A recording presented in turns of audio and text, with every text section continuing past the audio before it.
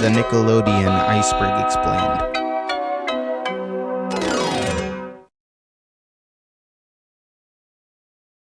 This iceberg is a mix of nostalgia, unsettling details, and things that are just not well known about the franchise. That's why this iceberg may contain more entries about the pre-2010s era of Nickelodeon. Hello, welcome to the Book of Valis channel, where we talk about obscure details pertaining to specific media in iceberg form. If you enjoy content like this, be sure to subscribe as it helps support my work. With those details out the way, let's get into the Nickelodeon iceberg and see what it's got to offer.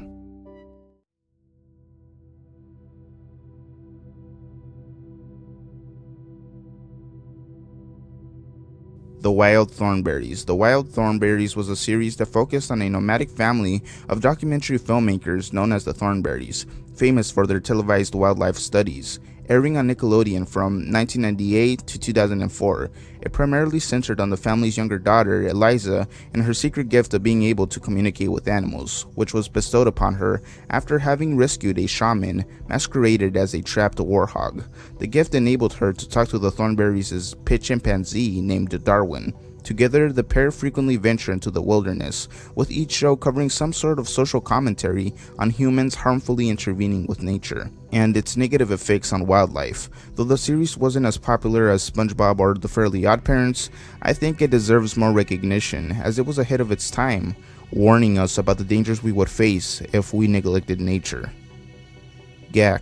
Nickelodeon Gak was a toy that was meant to be squished and played around with. It's basically silly pudding, but trademarked by Nickelodeon as Gak. If you were lucky enough, you would get the one that changed colors or glowed in the dark. Created as far back as the 90s, and is still being sold on Amazon today. The only thing I found rather interesting about the phenomenon were the commercials. SpongeBob in Tehran. SpongeBob in Tehran is referring to the 3 Iranian animated bootleg films of SpongeBob SquarePants. I don't know what else to say about this one, other than they look rather entertaining, and I'd love an English dub. Like, what's this cat doing here, and why is Squidward rocking this shirt? I need to know more. Jimmy Neutron Boy Genius. The idea for Jimmy Neutron was created by Davis in the 1980s, in which he wrote a script for a short film titled Runaway Rocket Boy, starring a prototype character with the name Johnny Quasar, basically the original pilot for the series to come. After coming across the abandoned script years later, Davis decided that it would be a good idea to revisit it and retool it as a computer animated short and potential television series. A 40-second demo was animated and it gained popularity. After a successful pitch to Nickelodeon, a 13-minute long episode was developed. Impressed with both the characters and the 3D technology, it raised the possibility of making it both a television series and a full-length feature film. Davis in turn suggested that the film be made first so that the development team could create the assets at theatrical quality and reuse them for the show, making Jimmy Neutron Boy Genius, where Jimmy and his friends rescue their parents after the adults are abducted by aliens, leaving the kids alone to roam the streets and have fun. A Day with SpongeBob SquarePants. A Day with SpongeBob SquarePants, the movie, is an unproduced, unauthorized mockumentary that was distributed by Regal Films and MVD. The film was cancelled, but the creator behind the film is still planning on making the film through a crowdfunding effort. In this mockumentary, SpongeBob lives above ground like all Hollywood superstars. Afraid that SpongeBob is becoming old news, his boss runs a contest called Spend a Day with SpongeBob. The contest makes SpongeBob the talk of the town, as thousands of kids enter to win. The lucky winner is Sith, and he's ecstatic about his day with SpongeBob. However, the day becomes a roller coaster ride, as things don't go quite as planned. The creator of the film, who goes under the name Mr. Orange for privacy reasons, wanted to create a family film, but Mr. Orange was hesitant to make the film out of fear of legal action from Nickelodeon or Viacom. But after talking with a lawyer, he was told that he could make the film if it was a parody, and it would help if it was completely live action, and clearly acknowledged that it was completely unofficial.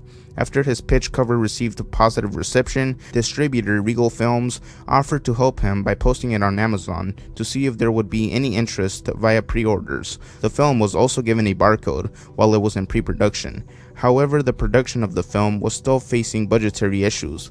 Therefore, Mr. Orange put the movie's production on hold, and the movie was never made. SpongeBob Popsicles. We all know the infamous SpongeBob Popsicle. Well, at least I know Americans do. The ones that got bubblegum eyes that make them look either creepy or extremely dumb. These bad boys were bomb as hell though. I remember getting them from the park ice cream truck on those hot summer days. Well, now they're kind of going viral again due to a TikTok challenge where people try to find the most amount of perfectly made popsicles with the eyes in the correct position and everything. Let's move on to the depths.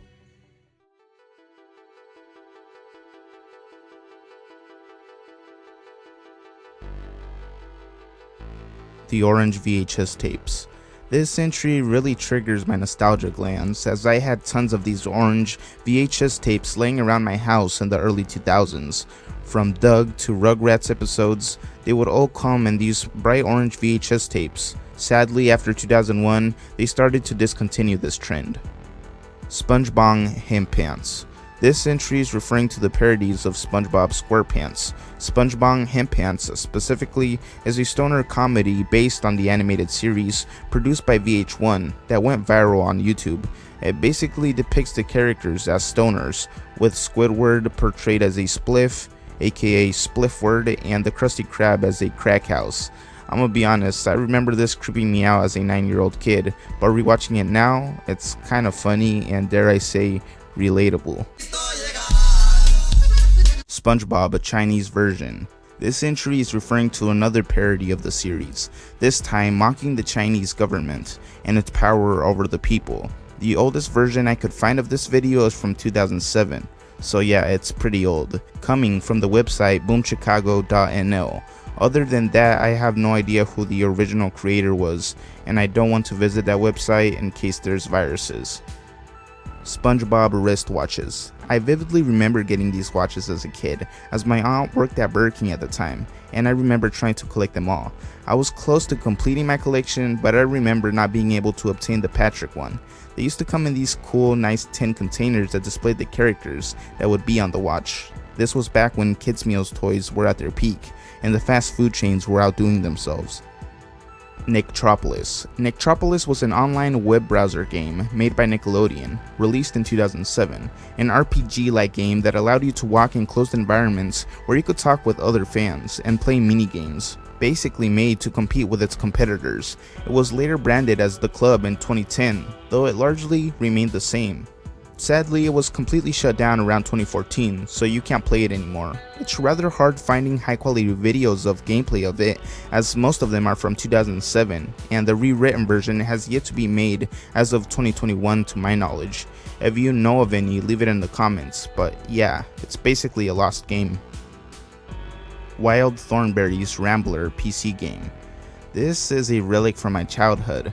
I remember playing this game all day, as we had no Wi-Fi or internet connection at the time. The game allowed you to play in 5 different locations across the world, those being South America, Africa, Eastern Asia, Australia, and the North Pole, with Nigel verbally guiding you along the way, or annoying the hell out of you. It had tons of in-game commentary, which really made you feel as if you weren't alone in the game. The graphics were alright, and it was overall good to kill time. Let's move on to the shallow waters.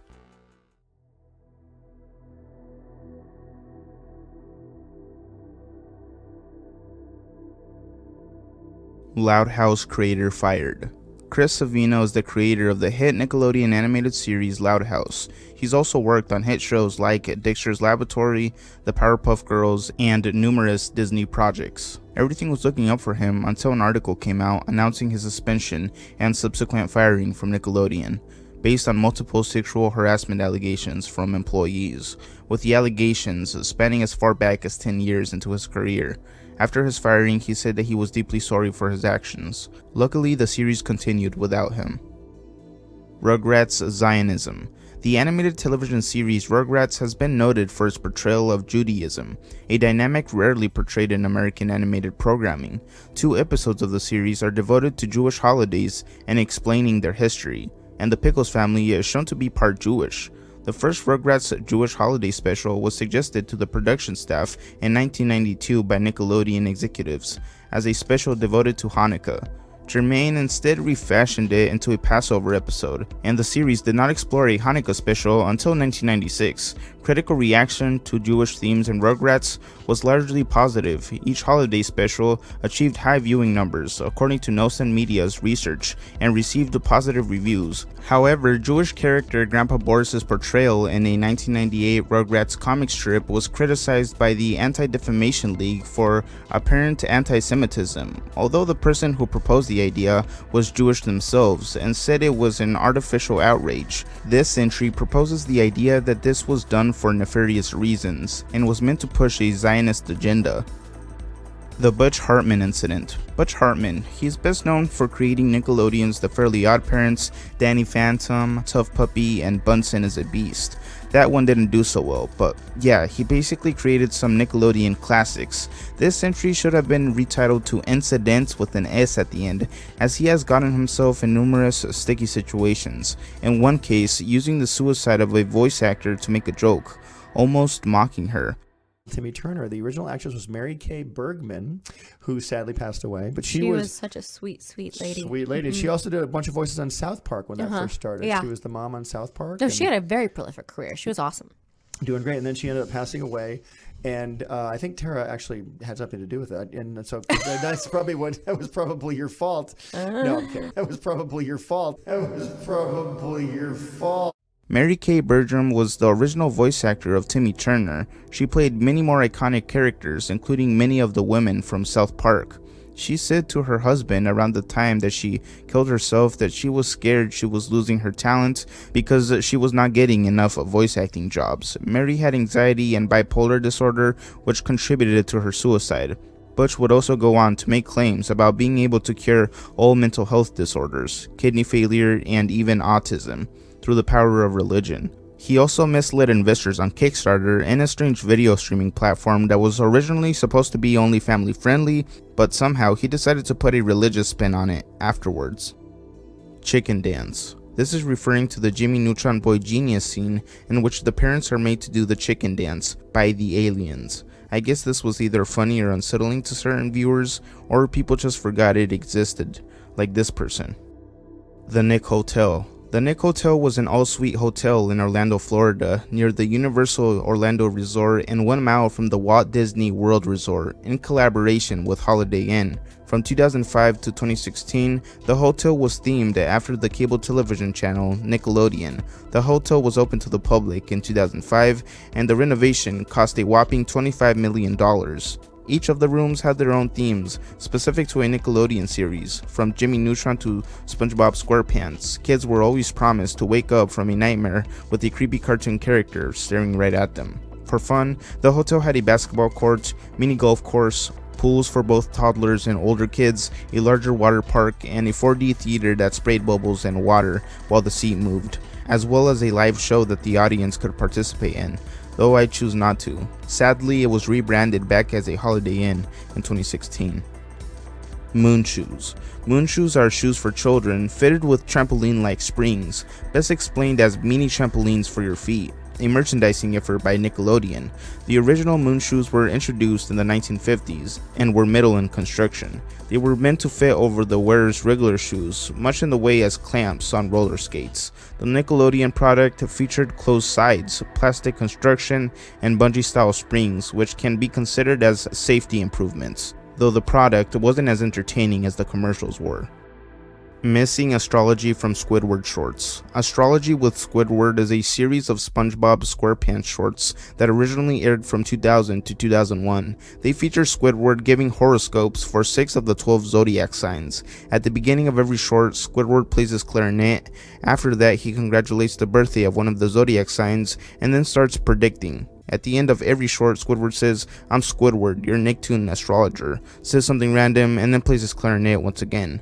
The missing part of this entry is referring to the Virgo and Libra shorts that are still missing, though some believe that there are 12 in total. Sadly, the theory was put to rest when a storyboard artist confirmed that the only ones that existed were already online. Drake and Josh original pilot. The unaired pilot is a 2001 pilot of Drake and Josh that never aired on Nickelodeon. produced way before Nickelodeon greenlit the series. Of course, it didn't premiere until 2004, with the original pilot being scrapped for a new one. Dan Schneider had it up on his YouTube for a while, until it was privated for unknown reasons. Though copies of the pilot reappear every so often, they constantly get taken down by Viacom. Let's move on to The Abyss.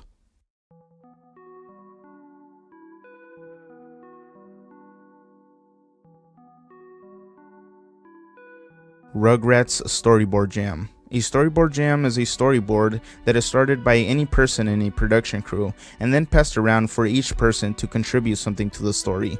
This is usually done by storyboard artists for kids' television shows to relieve tension by adding something inappropriate that otherwise wouldn't be allowed. This specific entry is speaking on the infamous Rugrats Storyboard Jam, confirmed by Steve Russell, a former Rugrats animator. It starts with Angelica sitting on a beanbag after being mean to Tommy. Tommy soon approaches and hands her a glass of Drano and dog food in the attempt to poison Angelica, until he's stopped. Stu comes home and starts being mean and abusive towards everyone, calling his wife a B-word, and somehow some weird incest joke is thrown in at the end, involving Angelica and her uncle Stu. The only thing that survived from the storyboard was a single page, as it was rumored to be more detailed. Gregory's Room. This story revolves around a university student recalling a past incident in his childhood that scarred him, involving a supposed pitched Nickelodeon show. The story starts, I, like many other people I know, am a 90s kid. I'm pretty sure even adults like those years too. Video games, simplicity, and good TV cartoons. So the dream of becoming a cartoon tester got to me when I was just 8 years old. My parents accepted delightedly when I told them I wanted to be one. After all, it was a perfect job for someone my age, so when people came to the house to ask if I wanted to participate, I said yes. The story concludes, stating, after a few days, there was some news about parents suing Nickelodeon for inappropriate content shown to them. They even got as far as labeling the incident as a show that was ultimately rejected due to a poor focus group result. My parents were so frightened that they didn't let me go near the place, and we lived relatively close to Nickelodeon headquarters. This is what I saw. But no matter what we do, it will just be the two of us, alone in this room. Just me and you, no parents, no police, no one can hear you. Embrace me. I need love. Overall, this is just another Nickelodeon creepypasta paired with a creepy video, but I guess I'll give it an A for effort. Lonely Space Vixen. This is in reference to an adult joke in the Rugrats series. It's impressive that they managed to sneak a few in, and they're not even subtle about it. Take a look. Well, let's get down to some real fun. I rented you boys some movies. Reptar Come Home, Reptar Redux, and my personal favorite, Lonely Space Vixen. That's for after you go to bed. Old animated bumpers. Back in the early 2000s and the 90s, Nickelodeon used to have extremely creative bumpers that were often animated and included the various characters on the channel, together in one place. The Nicktoons Summer Beach House bumpers being an example of this. They also had original characters and animations made for these bumpers that were often visually trippy. Though most of them were saved by personal home recording, some believe that there are many bumpers that are still missing. Squidward's Suicide. Squidward's Suicide, also known as Red Mist, is a lost episode creepypasta that was allegedly supposed to air as a premiere of SpongeBob SquarePants Season 4. The episode is about the octopus character supposedly killing himself with a shotgun. The story is told by an intern for Nickelodeon when the show's production team was reviewing what was supposed to be the season premiere, but as the footage progressed, the animators and editors became more horrified by the violent imagery and ghostly sound effects that weren't authorized to be included. The story garnished so much popularity that the series was referenced in an episode. Take a look.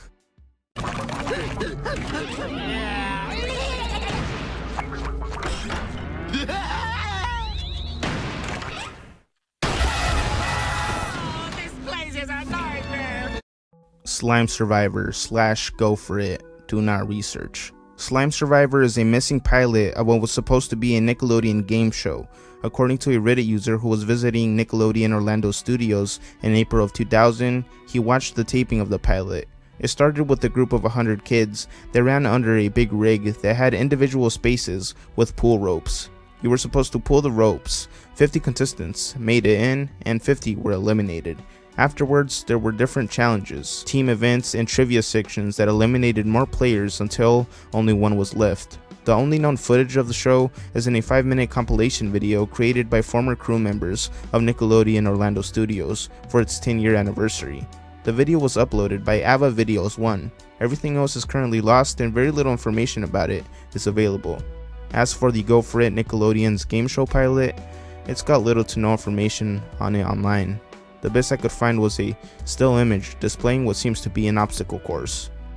I guess it's got the do not research part because when I tried to find more information, it led me to a shady website that my virus protector didn't like. Clockman found lost media. Clockman was a piece of lost media that was first sought out by Commander Santa through his online thread. At first it was dismissed as a fake creepypasta or a troll story, but was later taken seriously when he kept being persistent about his memories surrounding the show, being detailed with his recollections.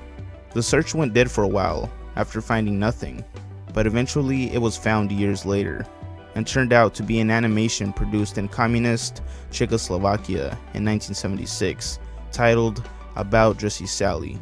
You can actually find it on YouTube, and look, they even have a merch store. Dan Schneider. Dan Schneider is an American television producer, screenwriter, and actor.